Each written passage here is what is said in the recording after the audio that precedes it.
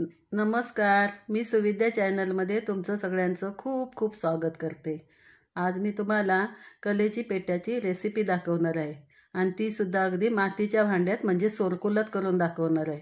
ही बघा, आम्ही ही कलेजी आणली आणि पेटा आहे ते अगदी छान बारीक चिरून घेतलं, अगदी मस्त फोडी करून घेतल्यात बघा, अशा बारीक, जास्त बारीक नाही जास्त मोठ्या नाहीत, अशा साईजमध्ये केल्यात। हे मी 4-5 पाण्याने अगदी स्वच्छ धुवून घेतले। तुम्ही सुद्धा अगदी स्वच्छ, अगदी आतमधलं रक्त निघून जायला पाहिजे अशा पद्धतीने धुवून घ्या। ही स्वच्छ धुतलेल्या कलेजीत आता मी 2 चमचे टाकले आलं लसूण पेस्ट। हा आहे आमचा मालवणी मसाला।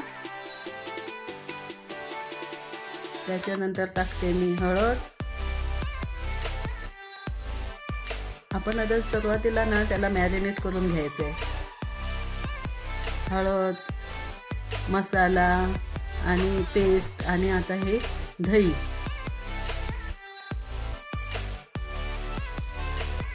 टाकून घेतल्यानंतर मी टाकणार आहे लिंबूचा, अर्धा लिंबूचा ज्यूस टाकते, जास्त नाही, कारण दही सुद्धा आपण वापरलेलं आहे आतमध्ये। तुम्ही लिंबू सुद्धा टाकू शकता किंवा दही सुद्धा टाकू शकता, पण आम्ही दोन्ही टाकतोय। आणि आता हे छान असं लावून घेऊया सगळीकडे। आपल्या हातानेच करून घ्यायचं म्हणजे चांगल्या प्रकारे लागतं। मस्त हे सुंदर असं मॅरिनेट करून घेऊया। खूप छान असं करून घेतलं आणि मी याला 10 मिनिटं ठेवून देणार आहे। हे माझं आहे सोरकूल आणि मी आता हे गॅसवर ठेवलं आहे। सोरकूल म्हणजेच मातीचं भांडं किंवा मडकं। ह्याच्यात खूप चवीने चांगले होते, कोणतीही वस्तू ह्याच्यात खूप चवीला लागते। तेल ह्याच्यात कलेजी पेटामध्ये बऱ्यापैकी टाकायचं आहे। मी 5 चमचे तेल टाकते। हे बघा, तेल मस्त टाकले, आतमधून धूर यायला लागलाय बघा, छान मडकं टाकलंय। हे टाकले मी तमालपत्राची 4 पानं। नंतर टाकूया बारीक चिरलेला कांदा। हा कांदा आता मस्तपैकी तेलात अगदी भाजून घ्यायचा आहे। त्याचा हिरवटपणा सगळा जायला पाहिजे आणि मऊ व्हायला पाहिजे। छान प्रकारे असं चांगलं भाजून घेऊया। आणि मैत्रिणींनो, माझ्या चॅनलला सबस्क्राईब करा, लाईक करा, शेअर करा आणि मला सपोर्ट करा। बघा, अशा प्रकारे चांगलं अगदी भाजून घेऊया। मस्त कांदा भाजतोय बघा।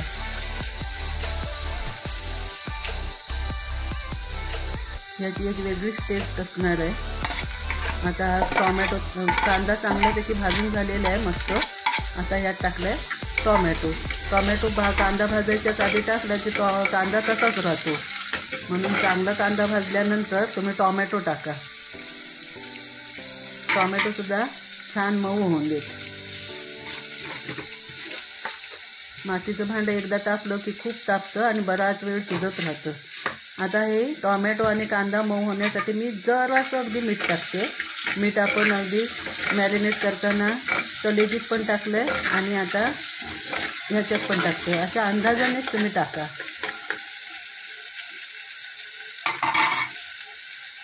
आता ह्यात टाकले मी हळद।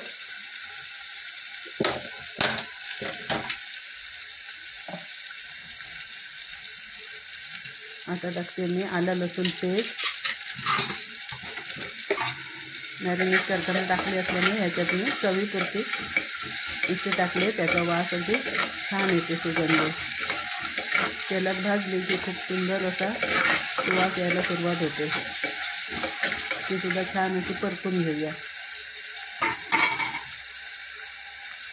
छान प्रकारे शिजली आहे आपली पेस्ट, कांदा, टोमॅटो। आता टाकते हळद, धना पावडर। आता टाकते मी हळद पहिल्यांदा सुद्धा आपण टाकलेली आहे ह्याच्यात मॅरिनेशन करताना, आणि त्या दरम्यानच आता फोडणीत सुद्धा घालते। 2 छोटे चमचे मी हळद टाकली आहे। त्याच्यानंतर टाकले चिकन मसाला, धना पावडर टाकले, चिकन मसाला टाकलाय आणि गरम मसाला सुद्धा टाकून घेतलाय। आणि हा आहे आमचा घरगुती मालवणी मसाला। आता छान आपण परतून घेऊया।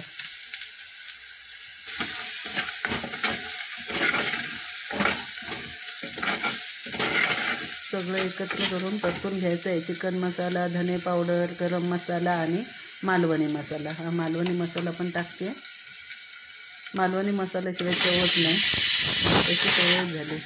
खूप छान रंग आला आहे बघा, सुंदर असा.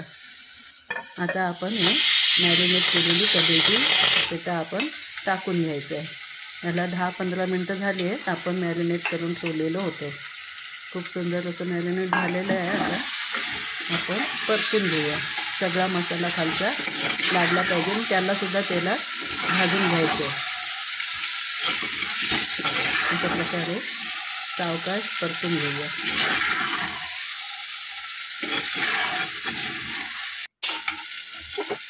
आता ह्याच्यावर पाणी लगेच घालायचं नाही आहे. ह्याला स्वतःच्या अंगचं पाणी सुटलं पाहिजे. त्याच्यासाठी थोडं मीठ घालून घ्यायचं. मागचं मीठ आणि आत्ताचं मीठ ह्या प्रमाणातच आपण मीठ घालून घेऊया.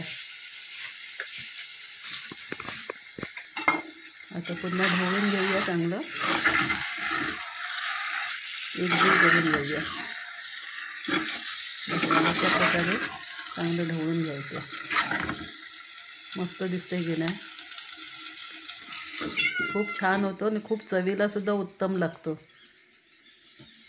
5 मिनटं असंच मी सोडले त्याला. पाणी सुटले का बघूया. खूप छान प्रकारे अशी ग्रेव्ही झाली आहे तयार. आतमध्ये त्याला पाणी सुटलं आहे, त्याच्यामुळे सुंदर असं दिसतं आहे बघा. छान पाणी सुटलेलं आहे.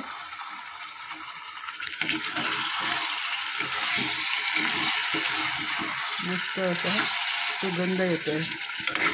मग आता असंच खाल्लं तरी चालेल असं होतं. काही वेळा असं सुद्धा केलं तरी चालतं, पण मी ह्यात आपलं मालवणी वाटप घालणार आहे. कोकणी पद्धतीचं करणार आहे. आता थोडं मी गरम पाणी घालते,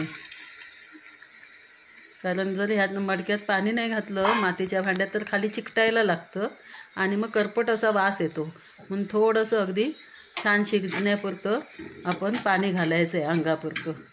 कारण कलेजी तर शिजते, पण पेटा आतमध्ये शिजायला जरा कठीण असतो, म्हणून त्यात पाणी घालावं लागतं. आता मी पुन्हा त्याला झाकण देणार आहे आणि 10 मिनटं तसंच ठेवणार आहे. छान आता उकळी आली आहे. आता आपण आपलं वाटप मालवणी पद्धतीचं, कोकणी पद्धतीचं, ज्यात कांदा, लसूण, आलं आणि खोबऱ्याचा समावेश असतो आणि ते भाजून घेतलेलं असतं, अशा प्रकारचे वाटप मी आज ह्याच्यात घालते आणि छान परतून घेते. काय ग्रेव्ही झाली आहे बघा. ह्याच्याबरोबर तुम्ही भाकरी, भात, वडे काही खाऊ शकता.